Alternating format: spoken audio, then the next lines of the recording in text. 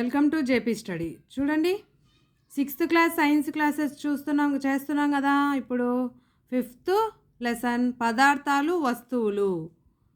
ఎవరైనా first time మన channel చూస్తున్నట్లయితే సబ్స్క్రైబ్ చేయండి, లైక్ చేయండి. మీకు ఏమైనా డౌట్స్ అనిపిస్తే కమెంట్ చేయండి.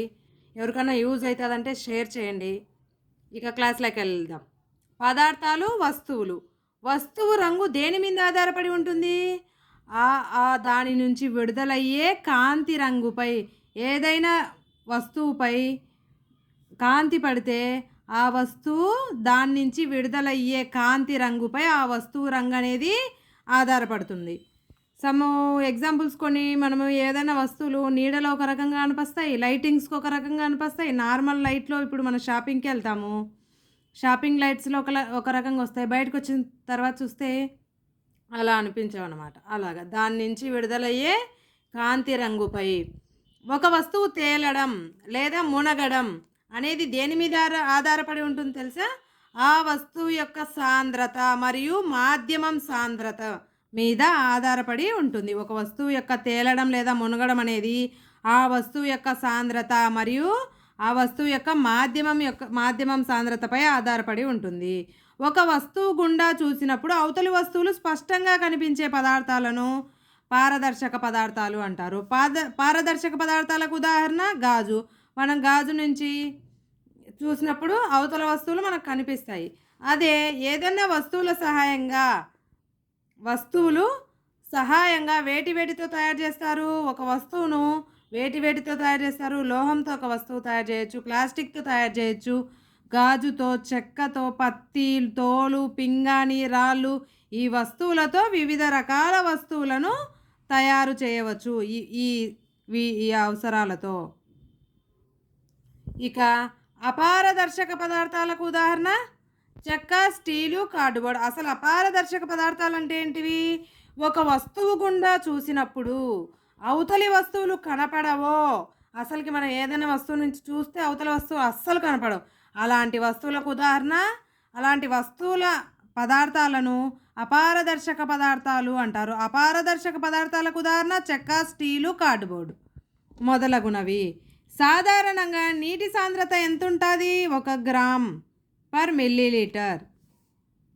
ఏదైనా వస్తువు నీటిపై తేలాలంటే ఆ వస్తువు యొక్క సాంద్రత 1 గ్రామ్ పర్ మిల్లీలీటర్ కన్నా తక్కువ ఉండాలి.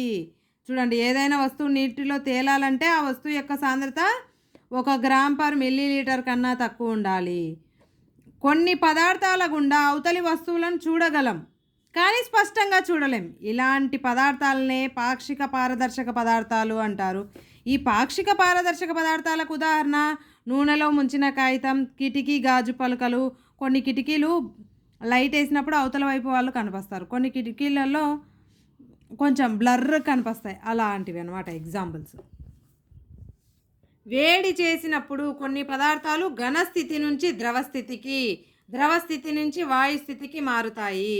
చూడండి, ఏదైనా పదార్థాలను సపోజ్ వాటర్ తీసుకుంటే ఘనస్థితి నుంచి ఫస్ట్ ద్రవస్థితికి మారుతుంది, ద్రవస్థితి నుంచి వాయుస్థితికి మారుతుంది వేడి చేసినప్పుడు.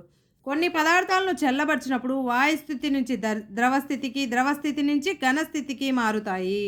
మంచుగడ్డ ఏ ఆకారంలో ఉంటుంది? స్ఫటికాకారం. మంచుగడ్డ యొక్క సాంద్రత నీటి సాంద్రత కన్నా తక్కువగా ఉంటుంది. మంచుగడ్డ అనేది నీటిలో తేలుతుంది. పాత్రను బట్టి ఆకారాలు మార్చుకునే పదార్థాలనే ద్రవ పదార్థాలు అంటారు. ద్రవ పదార్థాలు అంటే మనం ఏ పాత్రలో పోస్తే ఆ పాత్ర ఆకారాన్ని అవి మార్చుకుంటాయన్నమాట. పాత్రను బట్టి ఆకారాలు మార్చుకునే పదార్థాలనే ద్రవ పదార్థాలు అంటారు. ద్రవ పదార్థాలకు ఉదాహరణ నీరు, పాలు, నూనె, కిరోసిన్, పెట్రోల్ మొదలగునవి. పాత్రను బట్టి ఆకారాలు మార్చుకోలేని వాటిని ఏమంటారు? ఘన పదార్థాలు. ఘన పదార్థాలకు ఉదాహరణ చెక్కలు, రాయిలు, ఇటుకలు. అవి ఎలా ఉంటాయో ఆ సైజులో పెడితే పడతాయి, కానీ మనం చిన్న సైజు పెట్టి దూర్చాలంటే పట్టవు కదా, అలాగా. క్యాండిల్ అనే పదం ఏ లాటిన్ పదం నుంచి ఏర్పడింది? క్యాండేర్ అనే లాటిన్ పదం నుంచి. అసలు క్యాండేర్ అంటే ఏమని అర్థం? మెరుపు అని అర్థం. పంచదార ఏ పదార్థం? ఘన పదార్థం. పంచదార ఒక స్ఫటికం కూడా, స్ఫటికాకారంలో ఉంటుంది. తక్కువ పొగనిచ్చే కొవ్వొత్తులు ఏవి? బీ వ్యాక్స్తో చేసినవి తక్కువ పొగనిస్తాయి. ఈ బీ వ్యాక్స్తో చేసిన కొవ్వొత్తులు ఏ వాసనను కలిగి ఉంటాయి? తీయటి వాసనను కలిగి ఉంటాయి. ఒక చెక్క నీటిలో తేలుతుంది, కొబ్బరి నూనె కూడా నీటిలో తేలుతుంది. మరియు వెనిగర్ నీటిలో కరుగుతుంది, నిమ్మరసం అనేది నీటిలో కరుగుతుంది. శుద్ధ పొడి ఏమైతుంది, నీటిలో వేస్తే కరగదు, అవక్షేపంగా మిగులుతుంది, అంటే అడుగున తెల్లటి పదార్థంగా మిగులుతూ ఉంటుందిగా. పిల్లి ఒకరోజు సుమారుకు ఎన్ని గంటలు నిద్రపోతుంది? 14 గంటలు నిద్రపోతుంది. ఒక చెక్క తయారు చేసిన చెక్క డబ్బా నీటిలో మునుగుతుంది. చెక్కతో తయారు చేసిన చెక్క డబ్బా అయితే నీటిలో మునుగుతుంది. ఎందుకని? కొన్ని వస్తువులు వాటి ఆకారం మార్చినప్పుడు అవి నీటిలో మునుగుతాయి. ఉప్పు కలపడం వల్ల నీటి సాంద్రత ఏమవుతుంది? పెరుగుతుంది. కోడిగుడ్డు ఏమవుతుంది? నీటిలో తేలుతుంది. అదే ఉడికించిన కోడిగుడ్డు అయితే నీటిలో అయితే మునుగుతుంది, అదే ఉప్పు నీటిలో అయితే తేలుతుంది. మైనపు ముక్క నీటిలో ఏమవుతుంది? తేలుతుంది. మైనపు సాంద్రత నీటి సాంద్రత కన్నా తక్కువగా ఉంటుంది. మట్టి సాంద్రత ఎలా ఉంటుంది? నీటి సాంద్రత కన్నా ఎక్కువగా ఉంటుంది. అదే నూనె సాంద్రత అనుకో, నీటి సాంద్రత కన్నా తక్కువ. ఎందుకంటే అది మనం నీళ్ళలో పైన నూనె వేస్తే అది ఏమవుతుంది? అడుగుకి వెళ్తుంది, పైనే తేలుతుంది. కాబట్టి నూనె సాంద్రత నీటి సాంద్రత కన్నా తక్కువ. మట్టితో తయారు చేసిన పడవ నీటిలో తేలుతుంది. ఇప్పుడు డైరెక్ట్ మట్టి వేస్తే ఏమో అడుగుకి వెళ్ళిపోతుంది, కానీ కొన్ని వస్తువులు అవి దాని ఆకారాలు మార్చినప్పుడు అవి తేలుతాయి. స్టెయిన్లెస్ స్టీల్ నీటిలో ఏమవుతుంది? మునుగుతుంది. వేడి చేసినప్పుడు కర్పూరం ఎలా మారుతుంది? వాయు స్థితిలోకి మారుతుంది. వంకాయ, టమాటా, ఆలుగడ్డ, మిర్చి వీటిలో నీటిలో మునిగేదేది? ఆలుగడ్డ. కొన్ని పదార్థాలు నీటిలో కలిపినప్పుడు ఆ పదార్థాలు పూర్తిగా కరిగితే అటువంటి పదార్థాలనే నీటిలో కరిగే పదార్థాలు అంటారు.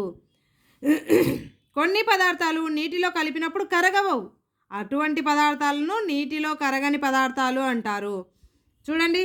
Thank you for watching. Please మీరు చూసిన వాళ్ళందరూ ప్రతి ఒక్కరూ లైక్ చేయడం మర్చిపోకండి. Thank you for watching.